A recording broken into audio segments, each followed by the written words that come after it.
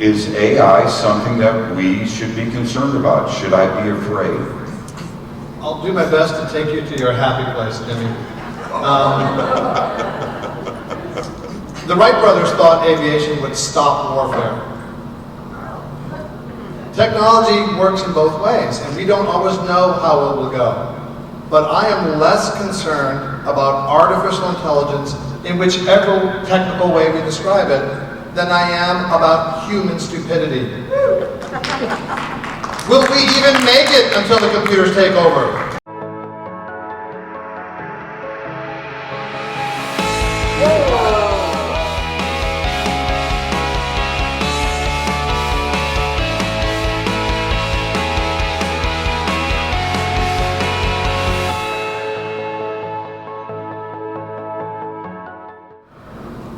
I also have a different take on how artificial intelligence will become self-aware.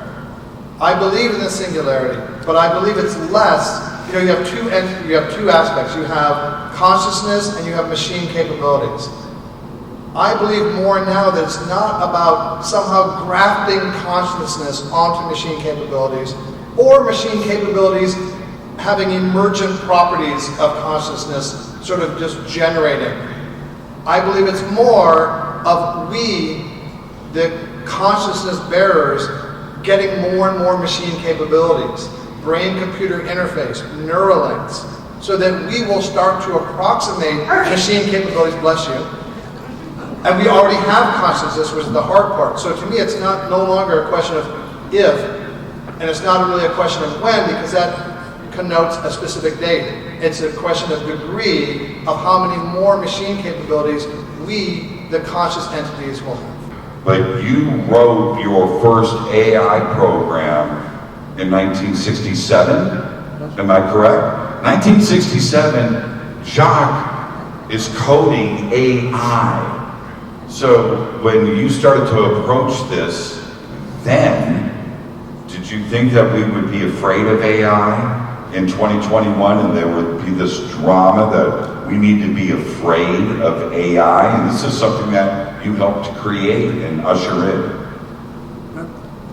The question you're asking can be asked about any human invention. The bow and arrow, can feed your family.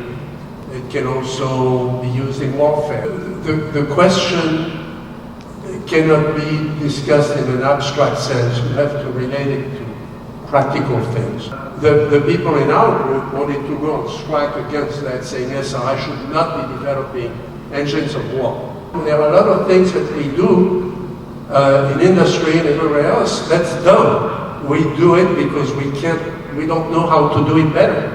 And AI can introduce us to better ways of doing it. Your car, has something like 120 computers inside. Many of those computers work on adapt to conditions in the environment in a way that is unpredictable, that is not done by a normal program. And at the other end, yes, I think all the computer scientists who work on AI are scared of what it can do because they realize that our intelligence is limited. That we can build a type of intelligence that's going to be different from ours, and we don't know what the limits are going to be. We don't know if we can put limits on it. The AI that I think is going to be most useful is the kind of thing I showed you yesterday, that identifying UFO reports and classifying them in terms of the ones that can be natural, the ones that can be true UFOs. This was a program that I built in 1985, that it's a program that talks to me. It's a program that's conversational. There will be enormous impacts in things that are going to help our lives. But beyond that, don't ask me, about how do we make sure that it's, if you give me a definition of good, I can put it into the AI. The problem is you cannot give me a definition of what will be good 10 years, 20 years from now. What about the point of AI writing its own code and making its decisions for us that you may not be aware of for 10 seconds or 10 weeks when everything takes off to the races. That's the part that I think we should all be concerned about. A lot of AI was developed in the early days at Stanford University.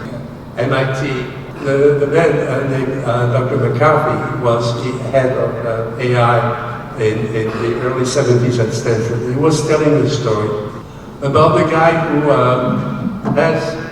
has a job, and he gets up in the morning, he gets breakfast, he goes to his job, and he pushes paper essentially all day long, reading things and making decisions about things. And then he gets into his car and drives home. In the evening, he has dinner, he goes to bed. If that's a definition of who he is, we can replace him tomorrow. So in the future, people who have that kind of job will get a letter from the Office of Coordination. Dear sir, in the last 6 months, you have not done anything in your life that was not predicted by the program. If in the next 6 months you don't do something that was not predicted by the program, you will be replaced. And the guy is, of course, in shock. He'll be replaced by a robot. And so he quits his job, he buys a ticket to India, goes up the Himalayas, he dives into the Pacific, does all these things, falls in love 3 times, and does all that, and comes home. A week goes by, and he gets another letter that says, dear sir, in the last 6 months you have not done anything that was not predicted, and you have been replaced. Except he didn't realize that he was now a robot.